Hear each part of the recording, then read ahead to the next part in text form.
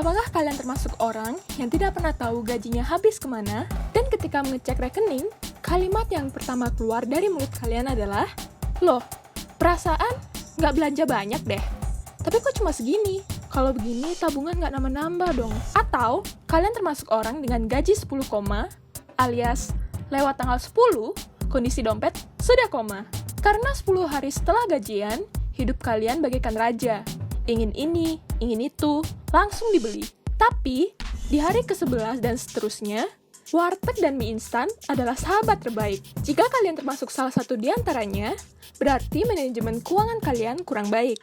Ini bisa disebabkan karena kalian tidak memiliki perencanaan keuangan, sehingga kalian menggunakan uang secara sembrono atau tidak terarah. Apabila kalian tidak ingin memiliki masalah keuangan di kemudian hari, atau kalian ingin mencapai financial freedom, maka kalian harus membuat perencanaan keuangan mulai dari sekarang. Sebelum memulai membuat perencanaan keuangan, mari kita cari tahu terlebih dahulu sebenarnya apa itu perencanaan keuangan dan kenapa kita harus membuat perencanaan keuangan. Menurut Financial Planning Standard Board Indonesia, perencanaan keuangan adalah proses mencapai tujuan hidup seseorang melalui manajemen keuangan secara terintegrasi dan terencana.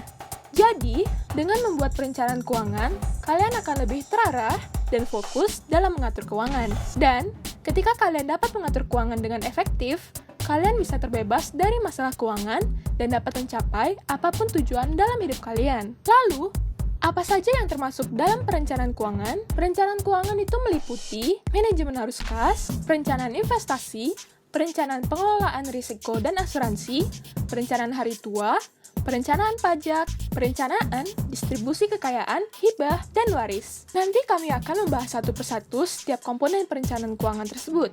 Jadi, jangan lupa untuk subscribe channel kami agar kalian tidak tertinggal video menarik lainnya. Kira-kira apa saja yang perlu disiapkan agar bisa membuat perencanaan keuangan yang baik? Ada 6 hal yang harus kalian persiapkan atau lakukan. Pertama, pastinya kalian harus menentukan tujuan keuangan yang ingin dicapai. Dan, tujuan keuangan tersebut harus spesifik, terukur, dapat dicapai, realistis, dan jangka waktunya jelas. Intinya, jangan buat tujuan keuangan halu ya. Kedua, periksa kondisi keuangan saat ini. Pastikan kondisi keuangan kalian sehat. Karena, kalau kondisi keuangan tidak sehat alias defisit atau minus, kalian tidak bisa mencapai tujuan keuangan yang sudah dibuat. Ketiga, riset. Selalu cari informasi yang dapat mendukung pencapaian tujuan keuangan kalian. Ini bertujuan agar kalian bisa mencari cara terbaik bagaimana mempersempit gap atau selisih antara kondisi keuangan saat ini dengan tujuan keuangan yang ingin dicapai. Tujuan keuangan? Cek. Kondisi keuangan sehat? Cek. Riset? Cek. Selanjutnya adalah membuat rencana keuangan. Gunakan hasil riset kalian untuk membuat rencana keuangan yang sesuai dengan kondisi dan tujuan keuangan yang ingin dicapai. Kelima, eksekusi. Rencana sudah dibikin, tapi kalian tidak dieksekusi, ya percuma.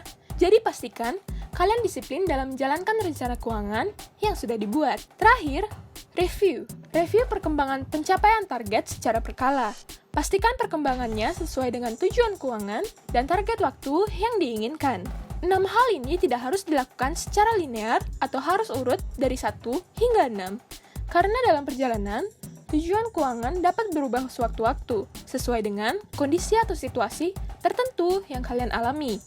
Untuk melihat bagaimana menerapkan apa yang telah dibahas dalam membuat perencanaan keuangan, mari kita simak kisah Max.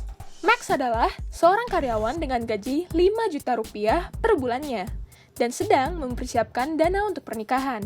Setelah mencari informasi kebutuhan dana yang diperlukan untuk mengadakan pernikahan sederhana sesuai keinginannya, Max memerlukan dana sekitar 45 juta rupiah.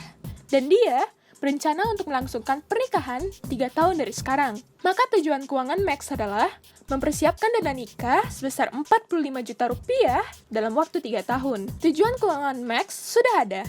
Hasil analisa kondisi keuangan sehat. Riset juga sudah dilakukan. Dan berikut adalah rencana keuangan Max. Max dapat menyisihkan penghasilan per bulannya untuk tabungan nikah sebesar 1 juta rupiah. Jadi, selama 3 tahun, Max hanya dapat mengumpulkan 36 juta rupiah, dan masih kurang 9 juta untuk mencapai targetnya.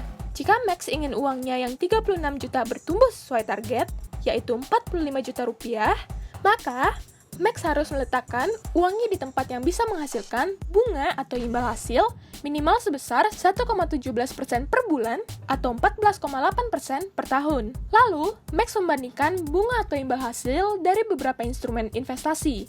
Jadi, jika Max membandingkan antara deposito, reksadana pasar uang, dan reksadana pendapatan tetap, maka yang sesuai dengan tujuan keuangan Max adalah reksadana pendapatan tetap karena bisa memberikan imbal hasil sebesar 14-16% per tahun. Yang harus dilakukan Max selanjutnya adalah mengeksekusi rencananya tersebut, yaitu dengan menginvestasikan uang 1 juta rupiah setiap bulannya di reksadana pendapatan tetap dan mereviewnya secara berkala untuk melihat apakah sudah sesuai dengan target yang diinginkannya.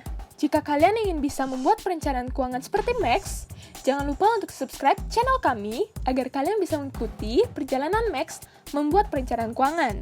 Terima kasih sudah menonton video ini. Jangan lupa untuk like, komen, dan subscribe channel ini agar kami dapat memberikan video menarik lainnya.